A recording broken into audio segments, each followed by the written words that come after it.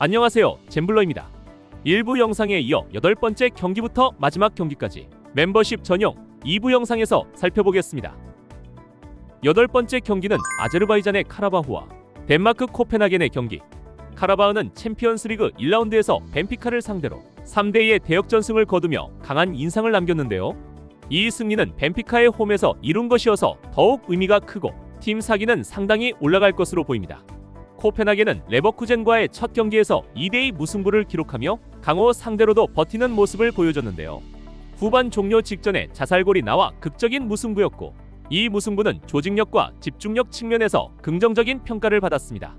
두 팀의 전력과 흐름을 비교해보면 카라바흐는 홈의 분위기와 벤피카전 역전승에 자신감을 무기로 삼을 것이고, 코펜하겐은 원정에서 수비 조직과 역습 기회를 살리는 쪽에 중점을 둘 것으로 예상되는데요.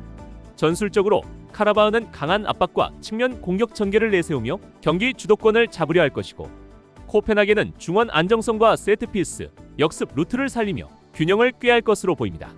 저의 예상 스코어는 분위기를 타고 있는 홈팀 카라바흐의 상승세와 함께 코펜하겐의 역습이 성공하며 팽팽한 접전이 예상되는 가운데 2대2의 무승부를 예상해보겠습니다.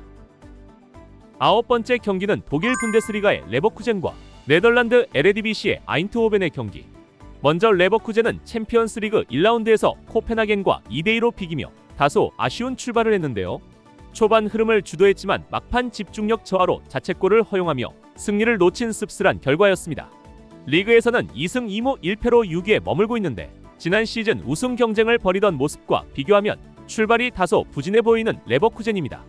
반면 아인트호벤은 1라운드에서 위니옹 생질로아즈를 상대로 1대3 패배를 당하며 고전했는데요.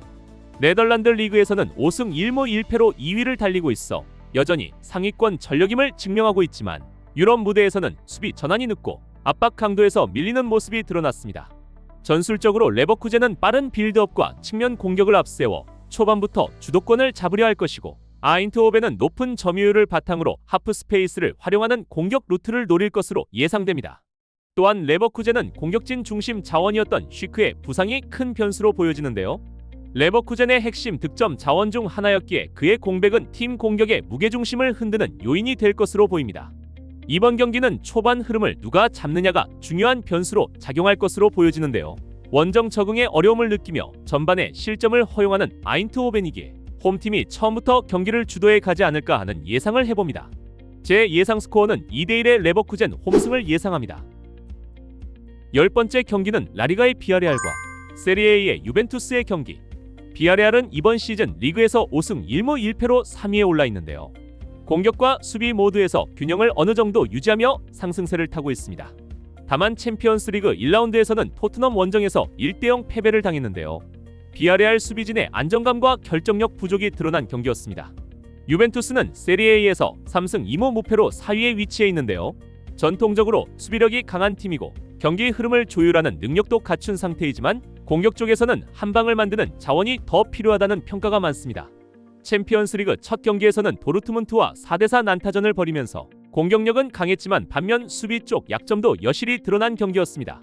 양 팀은 예전 유럽 무대에서 여러 차례 맞붙었고, 특히 비아레알이 유벤투스를 상대로 과거 챔피언스리그 16강 등에서 돌파해 나간 경험도 있어 심리적 모멘텀 측면에서는 살짝 우위가 있을 수 있습니다.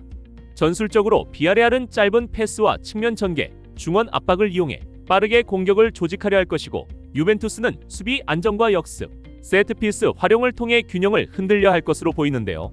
비아레알 입장에서는 첫 경기 패배의 악몽을 떨치고 리스크를 줄이면서 득점 기회를 만들려고 할 것으로 예상됩니다.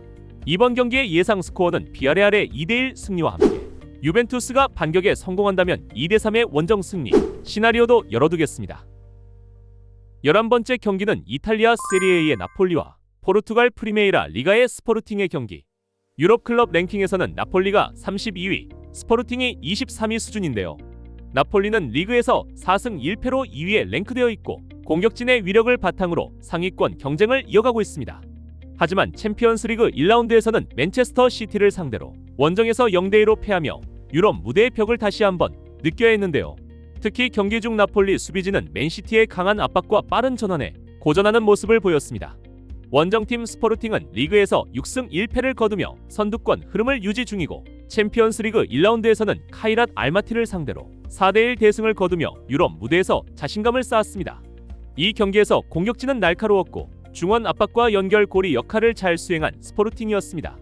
과거 맞대결 기록은 없지만 이번 대결은 나폴리가 홈에서 반등을 노리는 모습과 스포르팅이 유럽리그의 자신감을 이어갈 수 있을지 대결이 될 것으로 보여지는데요. 전술적으로 나폴리는 홈에서 공격을 주도하려 할 것이고 스포르팅은 중원 싸움과 빠른 역습, 공간 침투를 노리는 전략이 유효할 전망입니다. 나폴리는 맨시티전 패배의 여파를 극복해야 하고 스포르팅은 원정에서의 조직력 유지가 키포인트가 될 것으로 보여지는 가운데 원정의 강한 모습을 보이는 스포르팅이 강한 역습 전술을 살려 2대1의 역전승을 거두지 않을까 하는 예상을 해봅니다. 12번째 경기는 프랑스 리그 1의 AS 모나코와 잉글랜드 프리미어리그의 맨체스터 시티의 맞대결입니다. 먼저 모나코는 이번 시즌 리그에서 4승 2패를 기록하며 상위권을 유지하고 있는데요. 공격 전개에서는 빠른 측면 돌파와 중원의 패스 연결이 강점이지만 수비 집중력에서는 여전히 기복을 드러내고 있습니다. 챔피언스리그 1라운드에서는 클리브 브리에를 상대로 1대4 대패를 당하며 유럽 무대에서의 경험 부족과 뒷공간 약점이 드러났는데요. 반면 맨체스터 시티는 리그에서 3승 1무 2패로 다소 기복 있는 성적이지만 챔피언스리그 1라운드에서는 나폴리를 상대로 2대0 완승을 거두며 역시 빅클럽다운 저력을 과시했습니다. 특히 홀란드가 득점을 기록하며 공격진의 해결사 역할을 해줬고 더 브라위너와 포든이 중원에서 템포를 조율하며 안정감을 보여줬는데요. 과거 기록을 보면 모나코는 2017년 챔피언스리그 16강전에서 맨시티를 꺾고 8강에 오른 기억이 있지만 그 이후 양 팀의 전력차는 점점 더 벌어졌다는 평가입니다. 전술적으로 모나코는 홈에서 빠른 역습과 측면 공격을 노릴 것이고 맨시티는 점유율과 빌드업을 통해 상대를 압박하며 경기 주도권을 가져갈 것으로 보여지는데요. 모나코 입장에서는 초반 실점을 막아내는 것이 가장 중요한 과제가 될 것으로 예상되는 가운데 제 예상 스코어는 맨체스터 시티의 3대1의 원정승을 예상합니다. 13번째 경기는 독일 분데스리가의 도르트문트와 스페인 라리가의 아틀레틱 빌바오의 경기. 먼저 도르트문트는 이번 시즌 리그에서 1승 1무로 아직 초반이지만 공격 전개에서는 활발한 움직임을 보이고 있는데요. 챔피언스리그 1라운드에서는 유벤투스와 4대4 난타전을 펼치며 공격력이 폭발하는 동시에 수비 불안도 여실히 드러났던 경기였습니다. 반면 빌바오는 라리가에서 3승 1무 3패로 중위권에 머물러 있는데요. 챔피언스리그 1라운드에서는 아스널에게 0대2로 패하며 강팀을 상대로 득점력이 부족한 모습을 드러냈습니다. 하지만 윌리엄스 형제의 측면 돌파와 세트피스는 여전히 위협적인 무기인데요. 양 팀은 과거 2021년 친선전에서 만났는데 당시 빌바오가 2대0으로 승리한 바 있습니다.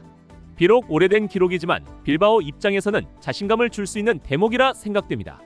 전술적으로 도르트문트는 빠른 빌드업과 전방 압박을 통해 공격 주도권을 가져가려 할 것이고 빌바오는 라리가 특유의 촘촘한 수비와 역습을 통해 틈을 노리는 전략을 펼칠 것으로 보이는데요. 이번 경기는 도르트문트가 유벤투스전과 달리 수비진을 강화한다면 2대1의 승리를 거둘 것이고 만약 그렇지 못한다면 역으로 빌바오에게 1대2 패배를 당할 가능성이 많아 보이는 경기입니다. 승무패 64회차 마지막 14번째 경기는 바르셀로나와 파리 생제르맹 두 유럽 빅클럽의 맞대결입니다. 홈팀 바르셀로나는 이번 시즌 라리가에서 6승 1무로 무패 행진을 이어가며 선두를 달리고 있는데요. 챔피언스리그 1라운드에서는 뉴캐슬 원정에서 2대1 승리를 거두며 어린 선수들의 패기와 노련한 베테랑의 균형을 보여줬습니다. 특히 페드리가 이끄는 중원 장악력 그리고 레반도프스키의 득점 감각은 여전히 팀의 무기인데요. 반면 파리 생제르맹은 리그 1에서 5승 1패로 선두를 달리고 있고 챔피언스리그 첫 경기에서는 아탈란타를 상대로 4대0 대승을 거두며 강력한 화력을 다시 한번 입증했습니다.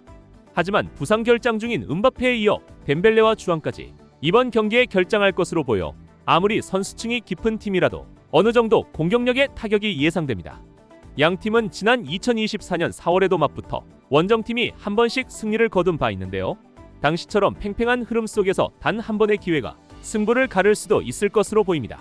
전술적으로 바르셀로나는 높은 점유율과 짧은 패스 전개로 상대 진영을 압박하며 주도권을 쥐려할 것이고 파리 생제르맹은 빠른 전환과 측면 돌파로 바르셀로나 수비를 흔들려 할 것으로 예상되는 가운데 저의 예상 시나리오는 팽팽한 승부 속에서 2대2 무승부가 가장 유력해 보이고요. 그 다음으로는 부상 공백이 있는 파리 생제르맹보다는 비록 홈구장은 아니지만 빅매치인 만큼 자국민의 응원을 뒤로하는 바르셀로나가 힘겨운 2대1 승리를 거두지 않을까 예상합니다. 이상 승무패 64회차 연례 경기를 살펴보았는데요. 2회나 2월 된 회차인 만큼 신중히 판단하시어 대박의 행운을 가져가시길 바랍니다. 끝까지 시청해 주셔서 감사합니다. 잼블러였습니다.